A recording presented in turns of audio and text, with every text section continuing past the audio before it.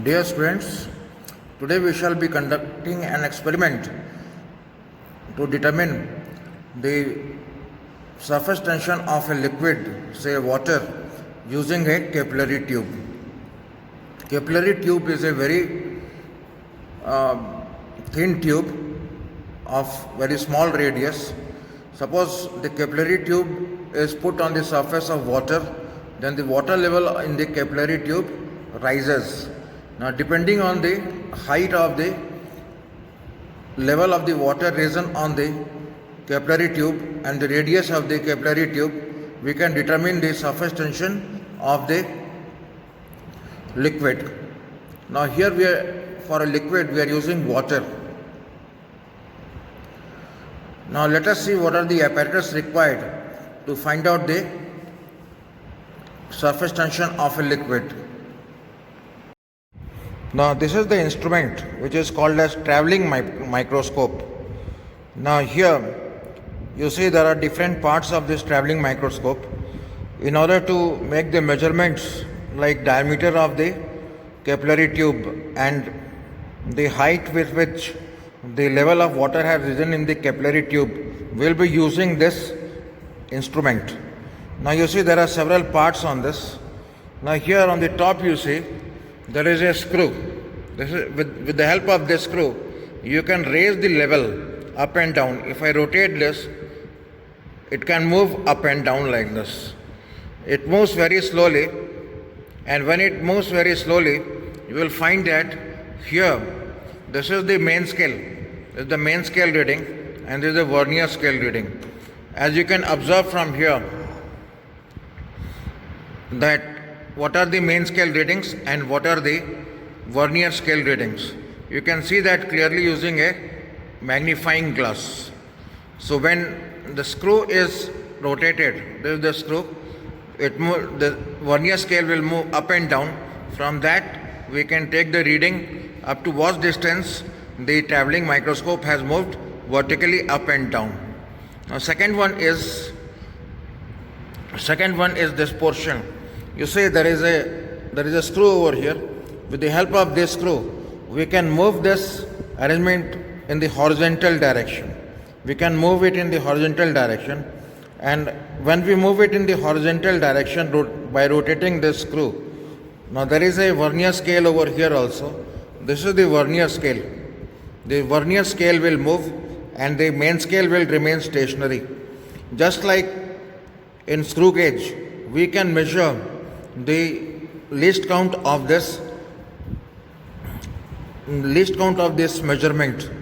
Now the least count is already mentioned here. As you can see here, you did not find it out separately. It is already mentioned over here. As you can see from this, that the least count is 0.01 millimeter. So this is 0.01 millimeter from here, and here also for the horizontal movement the least count is 0.01 millimeter.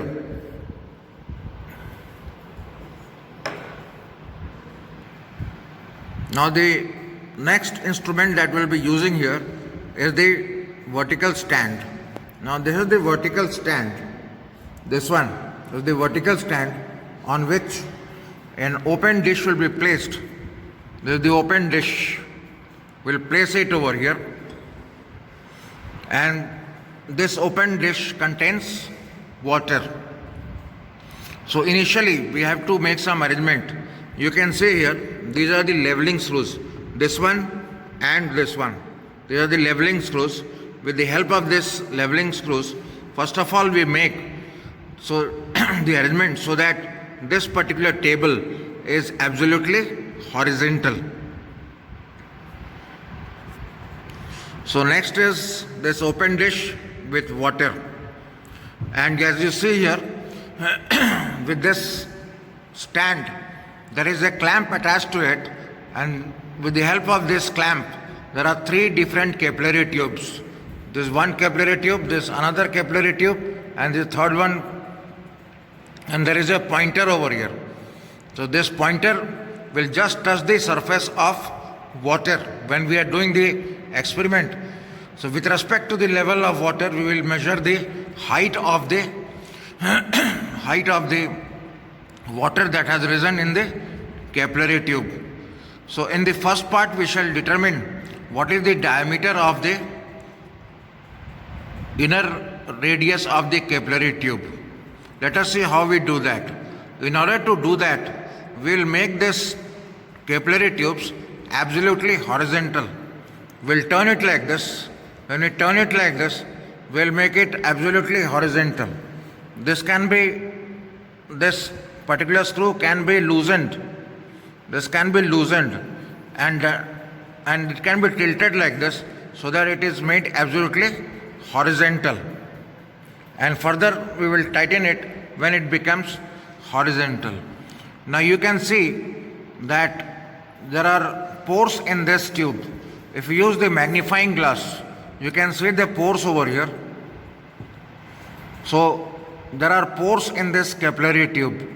Now this, we can measure the diameter of these pores using the traveling microscope. Let us see how we can do that.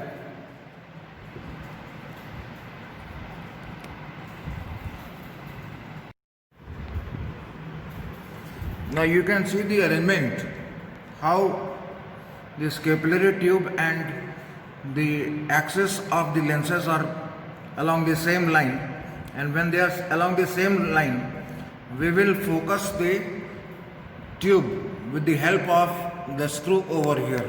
This is the screw.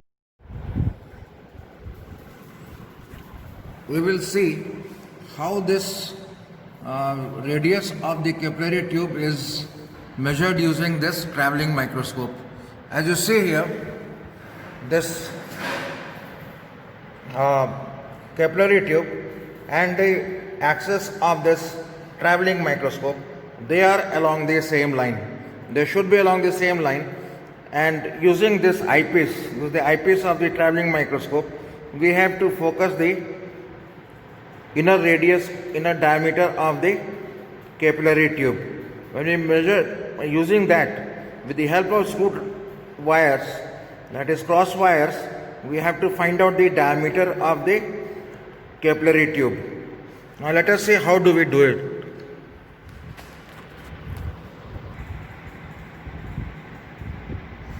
So if you look inside the eyepiece, you can see the cross wires inside the traveling microscope. It is on the other end. Now with the help of the cross wires, we will measure the diameter of the capillary tube.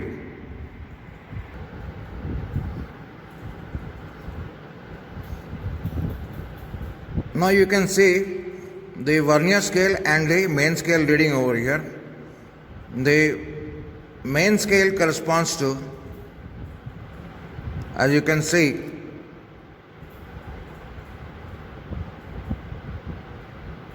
8.35. So main scale is 8.35. Now we have to see which vernier scale corresponds with the or coincides with the main scale reading. So if we look at this very minutely, we have to look at this very minutely.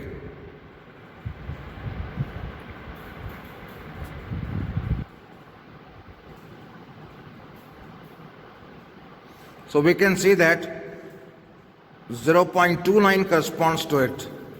0.29 coincides with the main scale reading. So here main scale reading is 8.35 and the vernier scale reading is 2.9. So we will note down this. Now if you look at the other end of the diameter, now say the main scale reading and the vernier scale reading. Now the main scale reading is 8.7. As you can see here, the main scale reading is 8.7 and the vernier scale reading is 0.2. So we'll write this. So these are the readings that were obtained. I'll show you enlarged one. So these are the readings that were obtained. So we have got here initial reading and we have got final reading. So if we subtract the two readings, we'll get this as 0.3471 millimeter. This is in centimeter, you can write it in terms of centimeter. So in millimeter it will be 3.471 millimeter. All right. So this is the reading that we have obtained. Right. So similarly, we will take the readings for the other two capillary tubes.